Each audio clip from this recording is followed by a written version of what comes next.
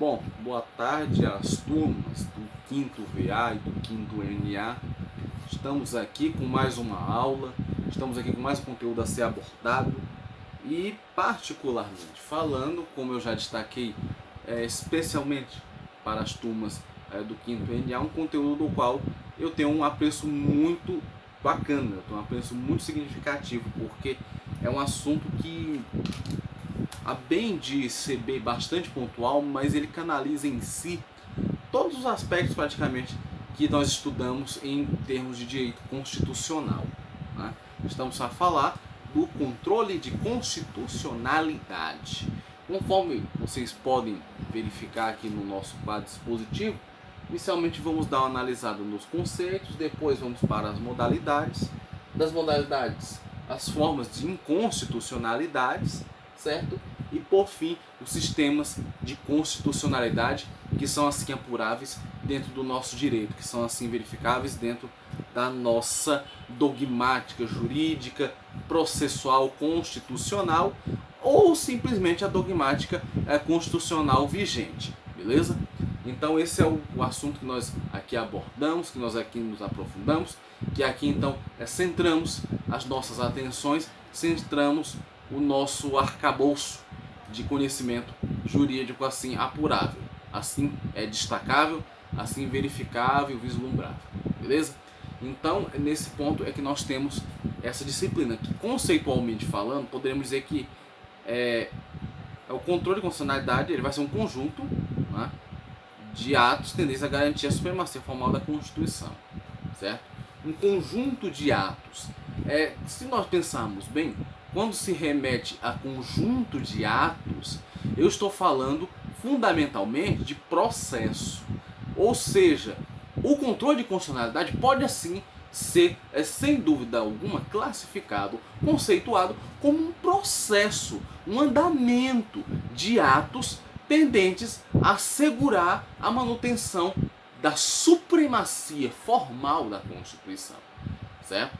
Então, essa supremacia formal vai ser simplesmente o mecanismo pelo qual os atos processuais devem ser regidos, as leis devem assim ser editadas, criadas, analisadas, criticadas, até de fato, quem sabe, o projeto de lei venha se tornar necessariamente e prioritariamente, dada a sua finalidade, uma lei. Beleza? Então, esse é o primeiro ponto. O processo constitucional e o controle de constitucionalidade estão a par um do outro, porque tanto um quanto o outro são processos, tanto um quanto o outro são uma sequência bem específica de atos processuais a serem guiados, a serem seguidos, para assim assegurar a supremacia da ordem constitucional. É claro que vale dizer, quando se fala de supremacia de ordem constitucional, eu não estou me referindo somente à forma, à estrutura pela qual a lei deve ser criada, a lei deve ser seguida até a sua aprovação ou, quem sabe, desaprovação. Tanto um lado quanto o outro são extremamente importantes e necessários.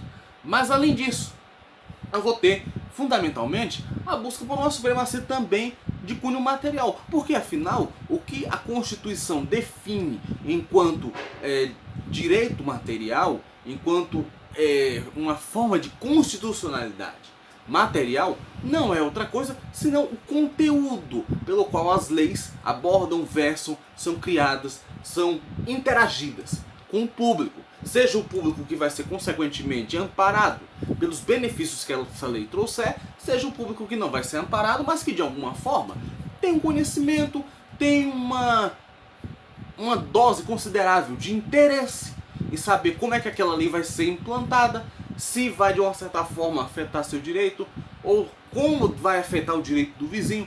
Em resumo, essa interação, essa busca que é constante, também faz parte desse processo todo, também faz parte de toda essa conjuntura de atos processuais assim vigentes, assim delineados para fins de aferir a constitucionalidade da própria Carta Magna, né? O termo não é correto, mas podemos assim chamá-la, da Constituição. Vale destacar, né, que essa supremacia vale também do ponto de vista material, tá? Isso é um destaque dos mais importantes a serem então realizados. Certo? Bom, sob este... Bem, pessoal, então é sob essa perspectiva que a Constituição ela acaba sendo interpretada, avaliada, analisada, configurada, pormenorizada, né? É sob esse viés, seja formal, seja material. Claro que ante a esse primeiro conceito que eu passei para vocês de ordem formal, eu acrescentei o material porque um pressupõe o outro. A forma é, sem dúvida alguma, esses atos procedimentais que têm que ser guiados. O conteúdo em si, mas é aquilo que, sem dúvidas algumas, vai estar direcionado à análise de alguma situação, de algum caso. Buscará a regulamentação desse caso, buscará fazer com que este caso tenha a sua devida constitucionalidade, o seu devido respeito às ordens e aos ditames do momento constitucional em que se vive. Beleza? Então é isso que nós vamos ter sob essa perspectiva em termos conceituais. Além disso, pode ser o seguinte, que ela vai destinar-se a averiguar, certo, a compatibilidade vertical das demandas normas jurídicas e atos do poder público com o seu fundamento de validade, Constituição Federal.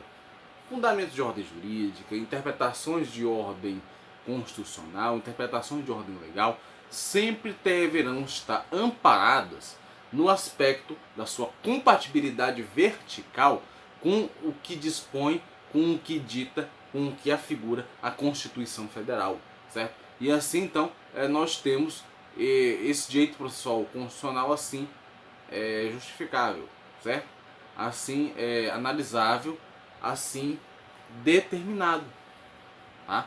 Essa compatibilidade, essa verificação se aquilo que de fato é criado tem uma relação direta com aquilo que está previsto, que está disposto na própria Constituição Federal, tá? Esse é um dos ditames a serem assim verificáveis, a serem assim valorizáveis sob o ponto de vista da ordem constitucional, né? Bom, e logo em seguida, dentro inclusive dessa perspectiva do contexto, certo? Vale destacar a questão relativa aos Então, minha gente, é sob essa perspectiva que nós vamos ter a Constituição assim apregoada, assim verificável, beleza? Quanto aos pressupostos aqui da Constituição, vale o destaque para duas coisas fundamental. Primeiro, conforme nós já estudamos, conforme já verificamos em direito constitucional, aqui reiterado mais uma vez, só que de uma forma mais instrumental, mais prática, né, profissional, nós bem sabemos que quanto à mutabilidade ou imutabilidade da Constituição, nós vamos ter aquela classificaçãozinha basilar de rígida, semirrígida, flexível, né, ou semiflexível. No caso nosso, nós bem sabemos que a Constituição Federal ela é uma Constituição rígida, certo? Rígida. Aqui vamos ter uma rigidez dos fundamentos assim delineados e assim verificáveis. O que significa dizer que a mutabilidade da Constituição ela é possível, certo? A rigidez não quer dizer e não quer pressupor, em hipótese alguma, que não temos a possibilidade de alteração da Constituição. Vamos ter sim. No entanto, o procedimento ele vai ser um pouco mais rebuscado, um pouco mais prolixo. Os atos a serem seguidos serão um pouco mais complexos, certo? É aquela ideia. Tens um projeto de emenda à Constituição, certo? Tens que apresentá-lo seja na Câmara ou seja no Senado. Vamos guiar-nos pelo Senado em si, certo? Ele passa pela CCJ, passa por outras comissões que acham interessante a avaliação dele. Aí depois de passar por todas essas comissões, vai para o Senado, onde passa pelo mesmo arcabouço burocrático e formal assim exigido. E depois disso, ele então segue para a sessão presidencial e ainda com um destaque que é de suma importância também. Há a possibilidade de haver veto dessas leis, desses projetos de leis. Não é? Então tudo isso é apenas uma reiteração daquilo que vocês já estudaram e consequentemente já tem conhecimento absoluto sobre essa questão, certo? Não obstante a isso, qual é o outro ponto do pressuposto assim analisável, assim verificável? O outro pressuposto, minha gente, não será outra coisa senão o fator relativo à incidência e à força normativa que a Constituição possui, que a Constituição assim apresenta, assim nos apresenta, certo?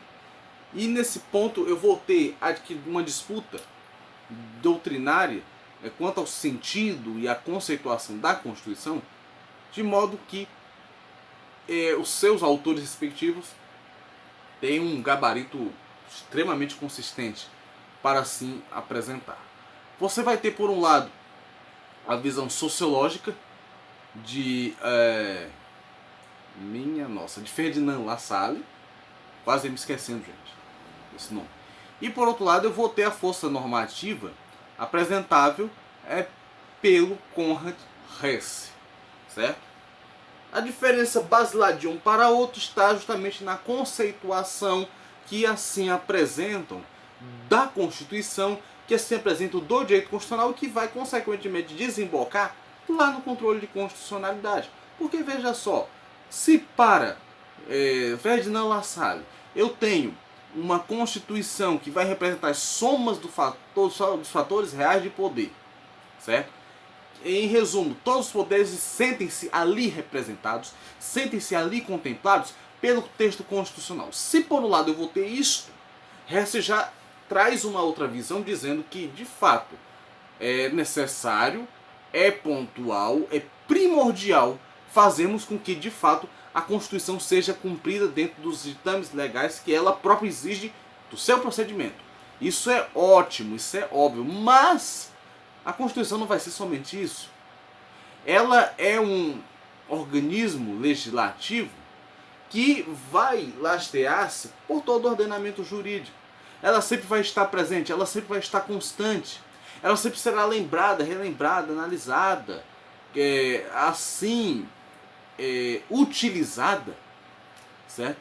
Para dar voz e vez a advogados de uma determinada parte, para, se for o caso, claro, né, o Ministério Público agir de acordo com a autonomia que lhe é exercida. Ou quem sabe talvez até o particular, uma vez tendo assistência do advogado, pode assim fazê-lo, sem dúvida alguma. Tá? Isso é muito importante de ser assim estudado, de ser assim avaliado. Não obstante a isso, o que mais que nós poderemos daqui arguir? Bom, Hesse já vem com uma ideia de que, olha, a Constituição de fato, ela tem que amparar todos os membros da sociedade. Isso eu não discordo, no entanto, ela não é só regulamento, ela não é só formalidade, ela não é só procedimento. A Constituição ela vai ser um constante analisar das questões expressas na seara processual, na seara jurídica como um todo.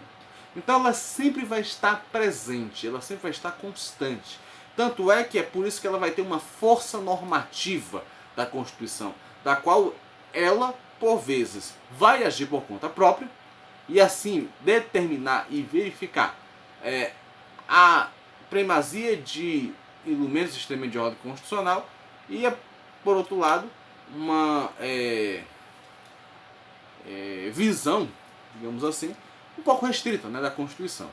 Claramente nós temos o seguinte nessa disputa doutrinária. Você vai ter Lassalle com essa visão mais sociológica e Hesse com uma visão político, fundamental e jurídica da própria incidência da própria Constituição. Tá? Isso é algo de suma importância para ser assim verificável nesses pontos. Tá? Bem, material, né? Foi o último assunto, né, a ser comentado, consequentemente. E fora isso, o que eu vou ter? Tá? E melhor ainda a pergunta. O que isso tem a ver com o controle de constitucionalidade? Isso aí está falando do direito material propriamente dito. E até onde eu estudei, o direito material pode sim sofrer pressupostos de feitiço, né? No sentido de ser repleto, né, de falhas, de questões a serem tratadas, e aí você tem um ato cultural, né, confusão, que às vezes é realizada, né? Bom, nesse sistema nós vamos ter, sem sombra de dúvidas, o elemento assim verificável, assim transmutável, que diz respeito a forma em si, como essas constitucionalidades elas são aferidas, né? E a constitucionalidade também. No nosso caso, como nós temos um sistema de controle de constitucionalidade misto, na qual eu uni o Common Law mais Civil Law, que pressupõe o direito americano com o direito italiano, certo? Então, nesse ponto, nós vamos exatamente verificar as formas, né, dessa inconstitucionalidade, daquilo que vai ser o objeto, consequentemente, da ação direta de constitucionalidade ou inconstitucionalidade, certo? É isso que nós haveremos de verificar neste exato. E bem, e sob essa perspectiva, alguém talvez pergunte algum ponto, digamos, de convergência dentro desses pressupostos entre La Salle e Hess? Bom, não necessariamente, certo? Há pontos de vista claramente bem, digamos assim, apensados, definidos, determinados, dogmatizados. Um avalia a perspectiva político-social da Constituição. Não é à toa que nós vamos ter em La Salle essa visão sociológica. Enquanto que em Hess você já vai ter o aspecto da força normativa, certo? O poder normativo exercido pela Constituição. Alguém talvez pergunte: bom, professor, o senhor de uma forma bem pontual estava explicando, né, o conceito de controle de constitucionalidade, já migrou para um aspecto relativo à teoria da Constituição, concepção de Constituição, o que necessariamente uma coisa está devidamente encaixada na outra. Meus obras está no seguinte sentido: a depender da forma que se avaliará esta acepção e este sentido da Constituição, ou estarei mais a par de La Salle, ou estarei mais a par de Conrad Hess, certo? Ou estarei mais voltado à concepção sociológica, ou estarei voltado mais à concepção da força normativa da Constituição, dela enquanto lei, certo? Da sua força enquanto um instrumento necessário à manutenção de uma ordem jurídica e constitucional vigentes, certo? A depender de toda essa conjuntura, nós vamos ter ou uma concepção ou outra. No caso, como depende das visões, vale destacar que, para fins de assegurar plenamente um controle de constitucionalidade firme, um controle de constitucionalidade que tenha... Deixa eu só ajustar um pouquinho a câmera aqui, às vezes, para fins de verificar qual o controle que nós estamos aferindo, para fins de se determinar a importância do controle de constitucionalidade, nós vamos migrar para uma dessas correntes, certo? Ou uma avaliação política, sociológica, ou uma avaliação jurídica, ou uma avaliação tecnificada, que vai estar em volta da incidência da Constituição dentro do meio jurídico em que nos encontramos. E aí justamente por essa noção que eu estou trazendo essa força aqui para vocês, eu estou trazendo essa noção, essa predisposição relativa a uma noção, certo, de como essa Constituição vai ser assim apurável. E neste sentido, eu já posso fazer um link e pular aqui uma dessas questões aqui suscitadas, um desses aspectos aqui suscitados, que é justamente fazer o quê? Dessa concepção sociológica e política pular para a parte dos sistemas de constitucionalidade, certo? A gente já pode fazer esse migrar aqui de plano, que aí vai ficar bem mais nítido o modus operandi pelo qual a Constituição ela se apresenta, a forma com a qual a Constituição ela vai ser então abordada, a forma com a qual a Constituição vai ser interpretada. E aí vamos ter dois sistemas em particular a serem assim visualizados, a serem assim seguidos nos seus trâmites, nas suas determinações, na sua força normativa. Que sistemas são esses? Vamos ter o sistema de ordem política, ou o controle a priori, certo? Ou vamos ter o controle de ordem jurídica e, por sua vez, considerado um controle a posteriori, certo? Então, nós vamos ter o viés político, que vejam só que interessante, ele vai estar associado à noção político-social de La Salle, certo? Ele vai estar direcionado a isso, certo? Aqui no caso é interessante notar que nós não teremos somente a Constituição como a soma dos fatores reais de poder, mas a interpretação política que se fizer da Constituição e, consequentemente, a interpretação política que se fizer do que é constitucional ou inconstitucional está inteiramente voltado à concepção política da Constituição. Porque essa interpretação a posteriori do que é constitucional e do que não é constitucional só é válido a partir de, primeiro, uma noção de Constituição, para depois você ter condições de dizer o que é constitucional ou inconstitucional do ponto de vista político e social, determinado e, assim, assegurado pela própria Constituição. Então, nós temos aqui um processo e, ao mesmo tempo, nós vamos ter um encadeamento extremamente salutar e necessário de ideias, de pontos de vista do que é constitucional, do que é legal, do que é legítimo, sob a perspectiva da lei maior do país. Certo? Então isso é de suma importância, esse raciocínio a ser trilhado, a ser traçado. Tá? Então nós vamos ter nessa viés política essa fomentação, essa organização. Do mesmo jeito que nós haveremos de ter da parte do controle jurídico a posteriori uma visualização também de uma concepção, de uma acepção extremamente salutares do que é a Constituição. E nesse ponto que Conrad Hess acaba sendo o precursor, poderemos assim dizer, dessa concepção de ordem jurídica.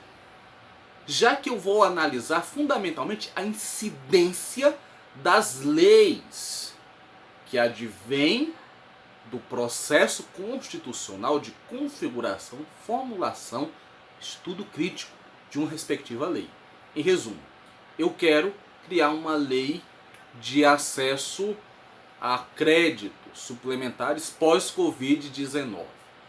Certo? Crédito esse para fazer um resgate, digamos assim, das pequenas empresas que perderam muito durante esse período de isolamento, de pandemia.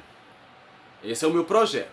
Eu tenho que verificar a compatibilidade dele constitucional, claro, e ao mesmo tempo o conteúdo que vai estar presente nesse projeto de lei, que vai estar presente nessa conjectura jurídica, tem que estar a par do que a Constituição diz para que ele incida dentro da sociedade, não só por sua própria força, não somente por sua própria estrutura, não somente por conta do objeto de incidência dessa lei, qual seja as pequenas empresas que perderam com a pandemia, mas ao mesmo tempo essa lei ela vai representar a Constituição.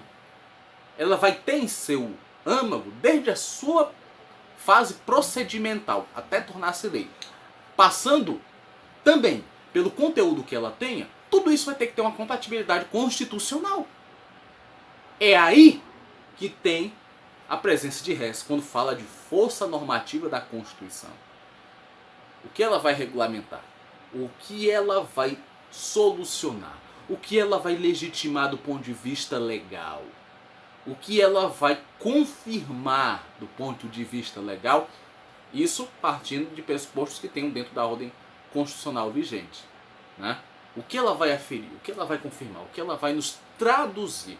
O que ela vai nos demonstrar? É justamente essa a dualidade que nós vamos ter. Alguém talvez conclua da seguinte forma: bom, professor, então quer dizer que sob o viés político-social nós vamos ter uma visão de controle de constitucionalidade guiada por La Salle, e sob o viés jurídico, normativo, nós vamos ter a presença de Conrad Hess? É exatamente isso que nós vamos aqui apontar, que nós vamos verificar, certo? Que nós vamos assim aquinhoar. Alguém talvez pergunte: professor, mas Carl Schmitt e a visão que ele possui da Constituição, que é uma visão política, ela não vai entrar também nesse aspecto? Sim, sem dúvida alguma que Schmitt ele vai aqui apregoar, só que Schmitt ele é uma figura que fica tanto entre o aspecto político quanto o aspecto normativo. Porque de um lado ele vai definir a Constituição como uma representação sim de forças políticas, certo? Que vai amparar e regulamentar a vida em sociedade, inclusive definindo, consequentemente, o que é Constituição e o que não é Constituição. O que é essencialmente normativo da Constituição e o que vai ser, consequentemente, infraconstitucional. Vai ser criado a partir de determinações da própria Constituição. Isso é fato. Ele vai definir nesses termos. Tá? Mas, ao mesmo tempo que ele vai figurar essa visão, certo? Ele vai também assim definir, assim dizer que, a depender do que é constitucional e do que não é constitucional, você vai fazer interpretações conforme a Constituição ou interpretações conforme os ditames das leis infraconstitucionais, claro, sempre amparado com o guarda-chuva da Constituição. Né? Então, veja que eu vou ter tanto um lado quanto e outro Schmitt, certo? Em compensação de La Salle a Hess, eu tenho pontas, eu tenho extremos. Né? Então, de um lado, força política e social, o controle a priori, tá? Assim, é guiado por uma série de elementos e fatores existentes em La Salle, e por outro lado, a visão de Hess da força normativa da Constituição, ela enquanto lei, ela enquanto um elemento vigoroso para definir o que vai ser constitucional e, consequentemente, o que vai ser lei, consequentemente, o que vai ser assim visualizado do ponto de vista legal e legítimo, de acordo com os ditames que a Constituição assim apregou.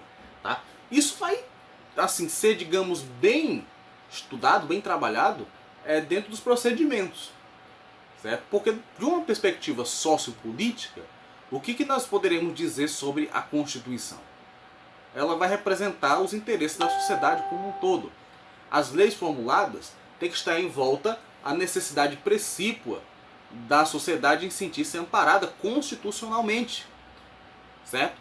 E não é outro motivo senão o fato de que a própria Constituição diz que o poder emana do povo. Ao passo que nós vamos ter leis, como está lá o artigo 6º da Lei de Introdução ao Direito Brasileiro, que diz que, na aplicação da lei, o juiz atenderá aos fins sociais a que ela se dirige, bem como as exigências do bem comum. Então, a Constituição, ela também tem que ser interpretada sob essa perspectiva, certo? Ela também tem que ser avaliada sob essa perspectiva. E todas as formas de alteração da Constituição têm que resguardar em si esta essência, este fundamento, que é essa representação social dos interesses da sociedade. Isso é uma coisa que vai ter que ser avaliada e assim bem apessoada, procedimentalmente falando. Os atos a serem cometidos têm que sempre ser pensados nessa finalidade social. Ao passo que a interpretação a posteriori, que é a interpretação normativa, e firme da Constituição também exige, consequentemente, uma avaliação conforme aquilo que a lei apregou, que a lei define. Certo? Se de fato, inclusive, pode-se fazer essa análise, a lei está atingindo aos fins sociais a que ela se destina. Os fins sociais para o qual ela foi criada. Então veja que eu sempre vou ter atos, sempre vou ter atitudes dentro dos parâmetros de interpretação, seja política, seja jurídica da Constituição, que irão, consequentemente, definir os rumos que a sociedade deve criar, que a sociedade deve guiar-se. Certo? Isso é, sem dúvida alguma, de um preciosismo muito forte, muito latente, para que assim então nós compreendamos como funciona essa dogmática de ordem constitucional. Bom, pessoal, então o que vai acontecer também? Controle político, né? Agora explicando o que vai ser cada um desses sistemas de controle de constitucionalidade. O primeiro deles vai ser o político, certo? E aí o que acontece? No sistema político, nós vamos ter os representantes políticos da sociedade debatendo, discutindo, analisando e pormenorizando o que é constitucional, o que não é constitucional, o que de certa forma deve constar dentro do texto constitucional, ou seja, o aspecto de ordem material, né? E dessa forma então fazer todo o trâmite processual para que assim a Constituição siga o seu curso, para que assim a Constituição siga o seu caminho, para que assim a Constituição, de fato, ela acople em si os elementos latentes, constantes, firmes, de ordem jurídica e constitucional. Beleza? E nesse caso, vem o elemento, que é de suma importância também, destacável no sentido de se avaliar como esse controle político ele é exercido. E aqui nós vamos ter fundamentalmente dois aspectos que são também bastante interessantes. Vamos ter as CCJs, conforme vocês conhecem, né, as Comissões de Constituição e Justiça, certo? Que irão analisar justamente o trâmite processual para o encabeçamento de uma lei que esteja a par da Constituição, ao passo que vai se discutir também os aspectos de ordem material, certo? Os elementos de ordem material, eles também serão analisados, eles também serão discutidos, também serão plenamente assim verificados sob o aspecto do controle de constitucionalidade a priori, certo? Que é exercido pelo controle político. E é nesse ponto da CCJ que nós vamos verificar a constitucionalidade ou possível constitucionalidade das leis, dos projetos de leis assim a serem balizados, a serem assim verificados, estudados e analisados, certo? Então a CCJ ela vai ter esse papel de analisar a constitucionalidade dos projetos e normas que estejam a par, que estejam voltados a uma análise de ordem constitucional, certo? Assim então é que nós temos a Constituição balizada, beleza? Bom, sob esta perspectiva, o que eu posso analisar com vocês? A CCJ ela vai existir na Câmara, ela vai existir no Senado, ela vai existir nas leis estaduais e nas leis municipais também.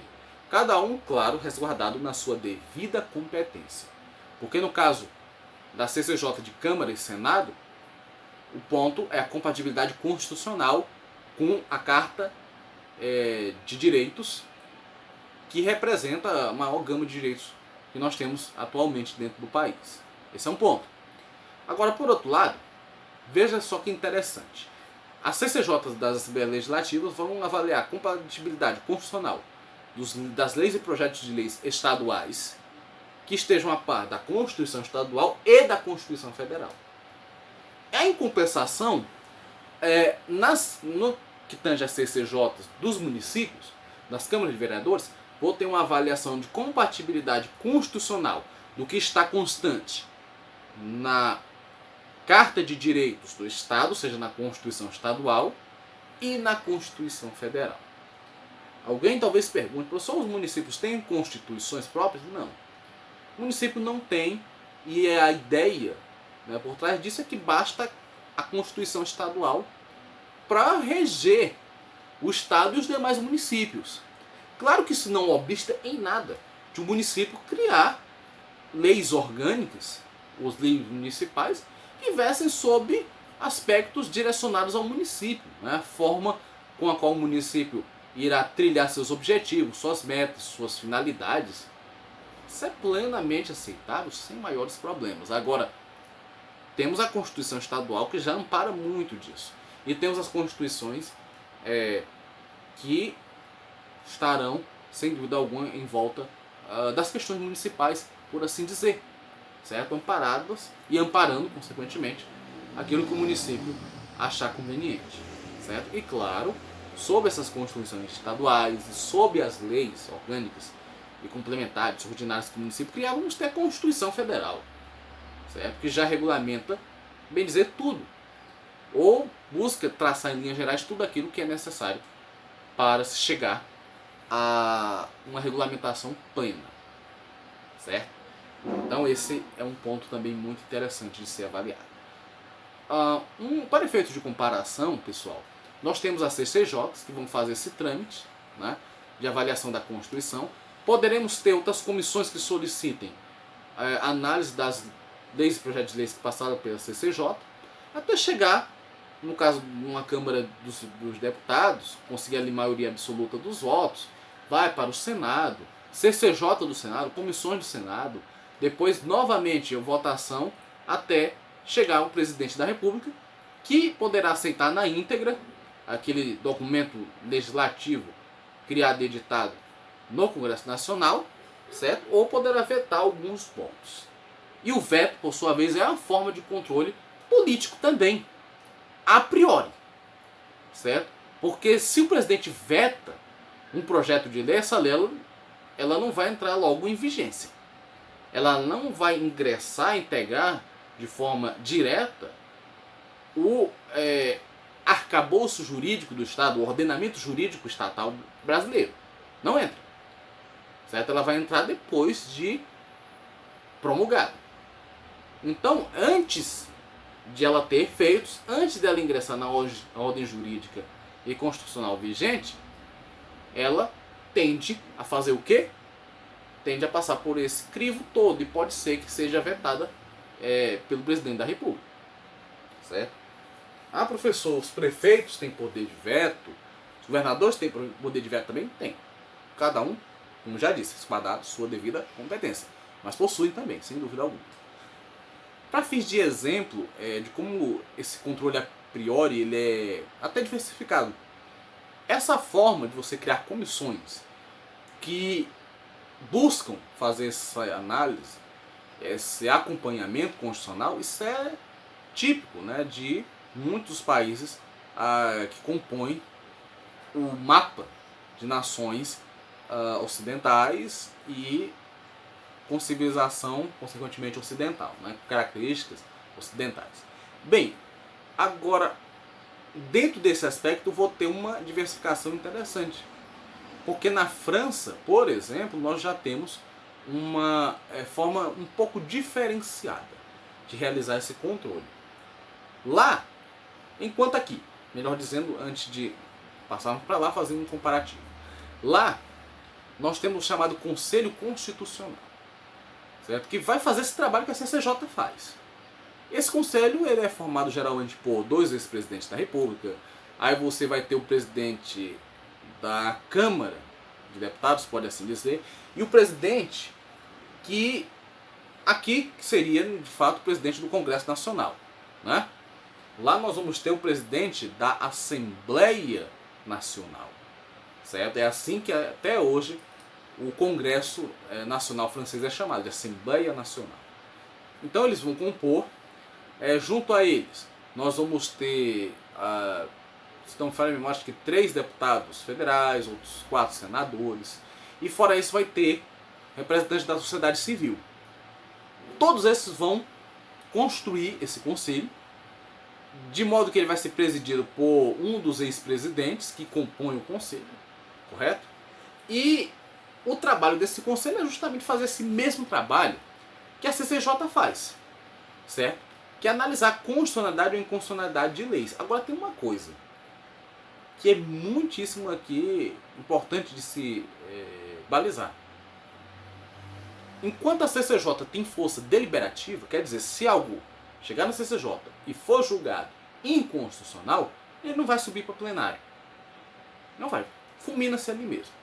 No caso do Conselho Nacional Francês, esse conselho ele analisa, organiza, pormenoriza, verifica a incidência de normas constitucionais. Agora, ele não tem, sob hipótese alguma, força deliberativa. O que é isso? Determinar se é constitucional ou se não é. Pode até dizer, no seu parecer, olha, isso é constitucional, isso não é constitucional. Ele pode, tem plenitude para tanto. Mas isso vai ser interpretado e vai chegar até a Assembleia Nacional com uma força de consulta. Ele é um órgão consultivo, consultado, para fim de se dizer se há constitucionalidade ou inconstitucionalidade de determinados dispositivos ou normas legais. Certo? É assim que ele funciona. É assim que ele é, então, trabalhado. Pode ser que os deputados rejeitem o parecer. O parlamento em si ele tem essa força. Ele não perdeu essa força por causa do conselho. Certo? E não foi por outro motivo que quando esse conselho foi criado, ele foi caracterizado como um conselho com força não terminativa, com força não deliberativa. Tá? Porque não tem como ele deliberar, não tem como ele assim dizer o que é constitucional e o que não é, porque aí papel do Congresso, da Assembleia Nacional, dizer. Não ao Conselho, que é apenas consultivo. Mas, a bem de tudo isso, uma coisa é mais que fato, que é justamente o elemento, né, de que trata-se de uma forma de controle de constitucionalidade, de ordem a priori. Tá? Isso daí é uma coisa que não tem como escapar, não tem como deixar de lado. Certo? Bem, o que mais que nós poderíamos ver aqui? Bom, do ponto de vista do controle jurídico, né, nós vamos ter também algumas características bem pontuais. Primeiro que ele vai ser um controle a posteriori, ou seja, pós-incidência da lei no ordenamento jurídico. A lei já foi promulgada, ela está dentro do ordenamento jurídico, produzindo efeitos. Isso é importante. Então, agora vamos avaliar se de fato essa lei atende aos fins sociais a que ela se dirige, aos elementos do bem comum, como diz o artigo 6º da Lei de Introdução ao Direito Brasileiro. Esse é um ponto interessante. Ao passo que também será verificável, que também será analisado justamente os efeitos dessa lei. Se esses efeitos estão atendendo aos ditames de ordem constitucional também. É fazer uma interpretação conforme que a Constituição diz, mas trilhando essa ponte entre direito constitucional e, consequentemente, aquilo que está sendo apregoado na lei como direito, o que já está surtindo efeitos dentro da ordem jurídica estabelecida. Certo? Então, é sob esse aspecto que vamos ter a Constituição incidindo sobre as leis, certo? E quanto à forma de controle, bem, nós temos o STF, que é o guardião da Constituição, né, conhecido como guardião da Constituição, de acordo lá com o artigo, acho que é o artigo 80, aliás, perdão, artigo 103, a linha A da Constituição Federal, que assegura isso, tá? 82 e 83 de respeito a atribuições, né, e competências próprios do cargo de presidente da República. É outra coisa, é outra situação a ser assim anunciada, a ser assim verificada. Tá? Então, esse é um ponto. Uma outra coisa, lá no artigo 63, parágrafo 1º, para título de informação, é onde está a disposição referente aos atos, né, do Poder Judiciário. Tá? Vamos ter, dentro desse viés de ordem jurídica, não só o controle por parte do Supremo Tribunal Federal, mas além desse controle eu vou ter o outro controle que é exercido pelas instâncias do Poder Judiciário. Desde o juiz monocrático lá do primeiro contato da ação até o STF. eles estarão plenamente presentes, plenamente constantes, certo? Não obstante, a lei ela sempre traz esses elementos de ordem constitucional para serem respeitados e lembrados que tem que se respeitar consequentemente o que a Constituição assim diz. Nesse sentido, o que acontece? Também, eu vou ter os pareceres do STF, poderemos ter decisões de primeira, segunda e terceira instância que versem sobre a Constituição. Em suma, a bem do STF ser o guardião da Constituição, a Constituição assim lhe atribui essa incumbência de cunho fundamental, mas os demais estados podem e têm autonomia e legitimidade para verificar constitucionalidades ali. Pode não declarar a inconstitucionalidade do ato, porque isso é privativo mesmo do STF, mas ele pode rejeitar denúncias, aceitar denúncias e pedir produção de determinadas provas, solicitar a produção de determinadas provas para saneamento de dúvidas, se ele verificar de algum ponto controverso, que diga principalmente respeito a uma ordem constitucional vigente. Aí que ele ganha, de fato, uma legitimidade muito substancial, extremamente válida, para guiar-se, para seguir-se dentro da Constituição como um todo, e assim interpretando conforme ele se apresenta. Beleza? Então é isso que nós temos aqui de assim verificável, de assim determinar. Bom, desse controle de ordem jurídica, tá? Vale aqui uma coisa que é de ordem jurídica, bem interessante, que é a súmula 347 do STF. Diz o seguinte: permite os tribunais de contas, no exercício de suas atribuições, apreciem constitucionalidade de leis e atos normativos do poder público. Eu vou explicar essa 347 com base em uma coisa que vocês já acompanharam, que foi o impeachment de Dilma Rousseff. Antes do processo de impeachment, digamos, engrenar propriamente dita, ela teve as suas contas avaliadas pelo TCU, certo? Ela teve as contas avaliadas e foram reprovadas. E essa atribuição do TCU, do Tribunal de Contas, vem justamente da súmula 347, que assim, volto inclusive a repetir para vocês. Permite aos tribunais de contas o exercício de suas atribuições, apreciar a constitucionalidade de leis e atos normativos do poder público. Foi o que eles fizeram. A votação, a análise do que foi apresentado na defesa, do que foi apresentado para melhor se defender, para melhor apresentar seus argumentos, foi assim definido, foi assim delineado pelo próprio TCU. Certo? O TCU fez isso.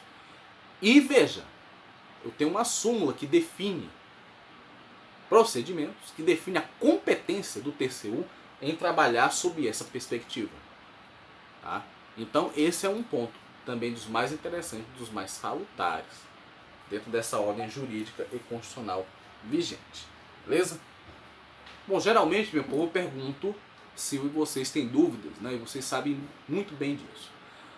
Como nós estamos fazendo aqui uma videoaula, porventura vocês tiverem alguma dúvida sobre a aula, sobre conteúdos, façam o devido encaminhamento aí, certo? Façam o devido comentário aí expresso, tá? Para que assim então eu possa verificar qual é a dúvida de vocês e saneá-la, certo? No tempo devido, no tempo assim apresentado, tá? A ideia é que nós tenhamos diálogo suficiente, né? E extremamente necessário para assim guiar esse período da forma como ele está sendo guiado, certo? Com todas as dificuldades pendentes, com todos os elementos de ordem jurídica assim visualizáveis, mas estamos trabalhando para melhorar cada vez mais em prol de vocês. Então, por isso, essa informação ela é extremamente importante à minha pessoa, tá? Por gentileza. E aí é só encaminhar aí uma pergunta, certo? Dentro do canal, abaixo do vídeo, que eu buscarei responder sem sombra de dúvidas, tá bom? Agora não deixe no vácuo, porque vocês precisam da aula, certo? E eu preciso consequentemente lecionar para vocês, tá?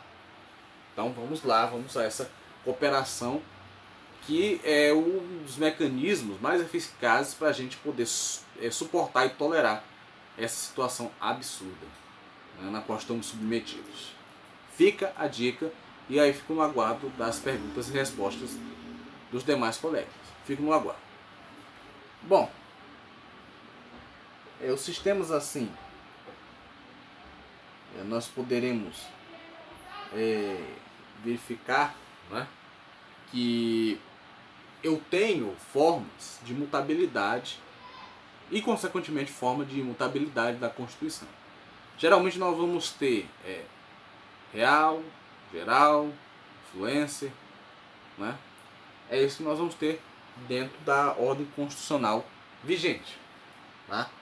Nesse sentido, a nossa Constituição, ela, de fato, exige a possibilidade de mudanças. Eu vou ter mudanças dentro do texto constitucional.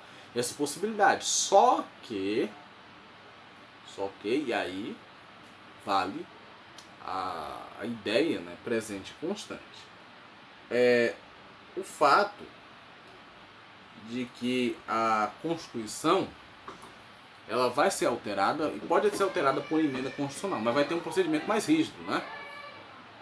No caso da constitucionalidade ou inconstitucionalidade de leis, certo? Você vai ter ali a avaliação pela CCJ, depois pelo Senado. Se for emenda à Constituição, aí você tem aquela votaçãozinha bicameral, né? De 3/5 dos membros em 2 votações em cada casa.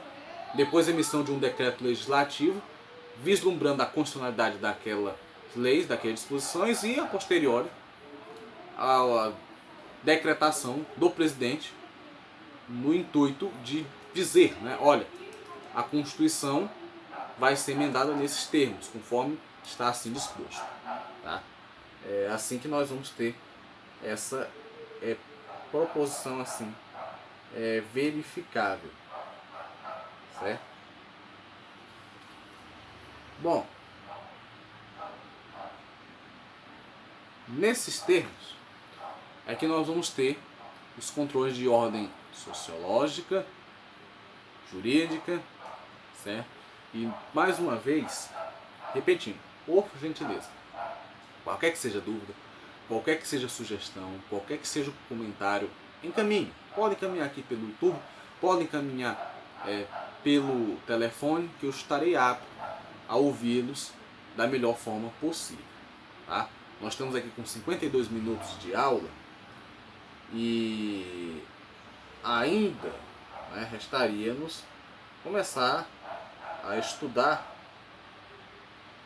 as formas relativas ao... Só um minuto. As formas relativas às omissões, às inconstitucionalidades. Né? Acabei de tinha me esquecido da palavra, mas o próximo passo é justamente estudar as inconstitucionalidades. Tá?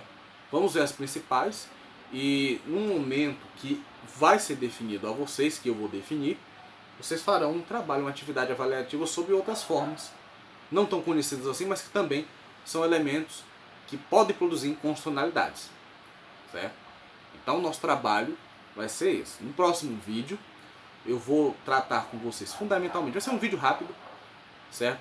Porque aí eu fecho com o conteúdo desta semana, especialmente do dia 5 de maio, tá? E aí eu fecho esse conteúdo no próximo vídeo e dessa forma então nós concluímos essa primeira parte. Aí na semana que vem faremos então a demais continuidade, né? Conteúdo versado e conteúdo assim apresentável. Tá? E aí já frise. Vamos estudar as inconstitucionalidades. Certo? Estudaremos os atos inconstitucionais, pelo menos os principais dos atos, as principais formas de inconstitucionalidades. Tá? E depois nós vamos para os elementos, trejeitos, doutrinas e análises sobre o tipo, né, de constitucionalidade nossa brasileira, partindo, é claro, dos modelos tradicionalmente assim já conhecidos, qual seja o controle difuso e o controle concentrado. É aqui que, de uma certa forma, digamos que o assunto ele tende a tomar um contorno bem interessante, porque vai ser justamente nesse ponto que nós vamos estudar e precisamos estudar. Aquilo que é constitucional, o que não é constitucional. Temos que identificar, temos que buscar, melhor dizendo, identificar cada um destes aspectos, para que não cometamos os mesmos erros, as mesmas falhas que as nossas autoridades tanto teimam em cometer, né? Tanto teimam em trazer, certo? Então, sob essa perspectiva que a nossa aula ela está sendo construída, está sendo assim planejada. E é sob esse viés que eu encerro esse vídeo. Aguardem o próximo vídeo, como eu disse a vocês, vai ser curto, apenas para dar uma pincelada, por assim dizer, genérica, melhor dizendo, não genérica, mas para complementarmos esse vídeo que está sendo encerrado agora. Por isso que eu falei pincelada, por isso que eu falei em termos genéricos, porque ele vai complementar apenas, certo? Ele vai apresentar alguns elementos para adicionar aquilo que já foi apresentado a vocês durante esses quase aí 57, 58 minutos, tá bom? Então, com isso, despeço-me nesse primeiro momento e já já eu então encaminharei a outra videoaula aos colegas, certo? Um abraço e até breve!